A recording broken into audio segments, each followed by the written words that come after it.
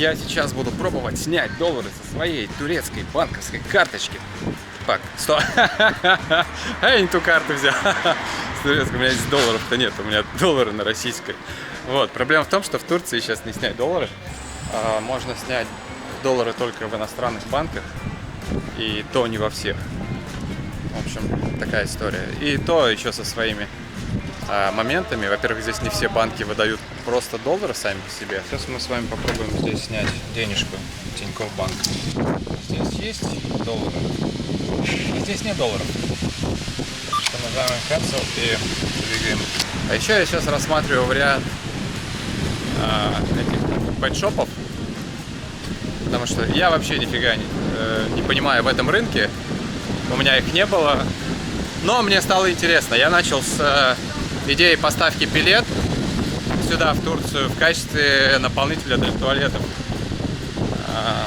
Потом я понял, что, возможно, это мелко, и подумал, блин, почему бы не открыть пэтшоп? И потому что в Турции их очень много, их прям очень много на самом деле. Их больше, чем в Питере, в Москве, потому что население здесь больше, животных здесь очень много, но условия содержания здесь отличаются. Вот такие пэтшопы, пэт-каталог. Я первый раз это вижу, но попробую пообщаться с владельцем. Вот это, кстати, примерно то, как я вижу вообще пэтшоп для себя. В принципе, все нормально. Я попробую пообщаться с продавцом. Do you speak English? Он не говорит по-турецки, по-английски, но он кого-то позовет. It's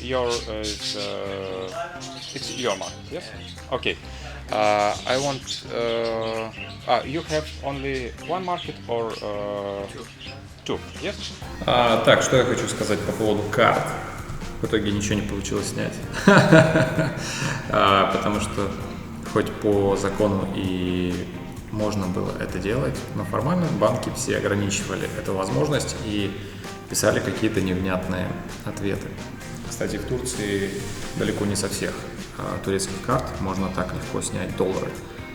Это странная история. Не во всех банках, в банкоматах есть такая возможность. Что касательно зоомагазинов. Рассмотрел эту идею, это прям очень интересная идея, на самом деле, с точки зрения привлечения инвестора и создания какой-то сетки.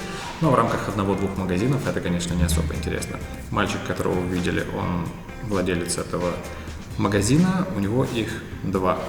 Я не могу сказать, что там какая-то бешеная монетизация, но в рамках объема, да, это становится прям очень привлекательно. Это было все достаточно непросто, но от зоомагазинов я отказался. А сегодня я встречаюсь с моим другом Алмазом, с которым я здесь уже успел познакомиться. И он хочет показать мне, хочет познакомить меня с производителем табака из Бишкека. Табака для кальянов. Сейчас я еду, забираю Алмаза, и мы едем к этому человеку смотреть. Я не знаю, правда, как он будет тестировать это все. Ну, как-то, наверное, это произойдет. Забьет кальян прямо на встрече. Я опять на каких-то складах, непонятно где. Вот это, кстати, мой друг Алмаз. Алмаз, помаши моим подписчикам. Merhaba, hoş geldiniz. Ковры, сколько всего. Очень приятно, Александр. Отлично. Вот это как раз и нам. Отлично. Да, мы много что обсудили. Давайте вы нас лучше узнаете, мы вас лучше узнаем. Bir ortamda buluşulursa Если найдем общие соприкосновения, biz тогда eksiklerimizi tamamlamaya çalışıyoruz. мы сейчас дополним свои, что нам не хватает. Угу. Отлично. Это вам подарок. О, спасибо большое. Давайте еще раз. Будем все. Все. Покурим, посмотрим. Надеюсь, YouTube не заблокирует меня. Касательно моей встречи с производителем табака. Это производство Киргизия, США. Так заявлено. Но мне кажется, что... Да мне вообще без разницы. Давайте так. Меня попросили оценить продукцию. Я дал обратную связь, что для России этот табак достаточно легкий. Потому что наша культура российская и вообще СНГшная подразумевает более крепкие продукты. И, скорее всего, здесь популярности особо не будет, учитывая большое наличие сильных игроков на рынке. Я бы, наверное, сделал ставку скорее на турецкий рынок в данной истории, потому что здесь хороших табаков мало, и здесь это было бы, наверное, более актуально. Блин, прикольно, вот так вот ты живешь в Стамбуле, можешь просто приехать на набережную Босфора и искупаться. Вон ребята плавают. А еще турки безумно любят всякие пикники. Кто бы мог подумать. И они постоянно собираются вот в такие вот штуки.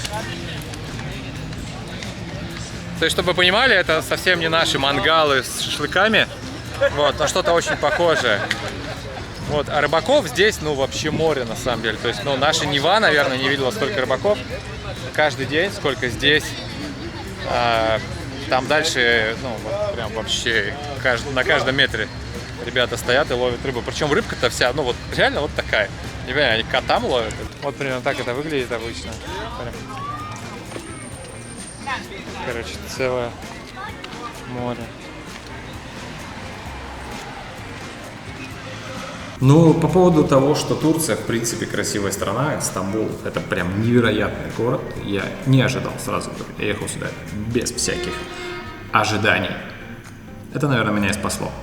И хоть меня и встретил стресс, но впоследствии вот это привыкание и понимание, что происходит вокруг, дало невероятный заряд энергии и порадовал меня. Гуляя по набережной, это, блин, это ну невероятное что-то, это просто космос какой-то. Очень красиво. Вот эти холмистые местности, зеленое все. Прям, ребят, очень красиво. Я очень доволен. Ну и, конечно же, любовь турков к пикникам – это какая-то национальная история. В этом плане они везде тащат свои вот эти вот, ну, не мангалы, а как это, ну, мясо. Берут мясо с собой, жарят там, берут с собой свои там чайники на углях, едут на природу. Каждые выходные, когда тепло, все куда-то выезжают. Даже когда уже становится холодно, все равно все, ну, очень многие находят какое-то время. Они везде, я извиняюсь, вдоль трассы можно увидеть людей, которые сидят на газоне и устраивают какой-то пикник рядом с парковкой, рядом с припаркованными машинами. Ну, разумеется, на газоне, не на асфальте. Поэтому это, в принципе, очень интересная история. Если вы думаете, что Турция — это только all-inclusive и пляж, нет, это совсем не так. Здесь гораздо больше интересного, чем можно представить. Так что мне очень нравится, друзья. Вот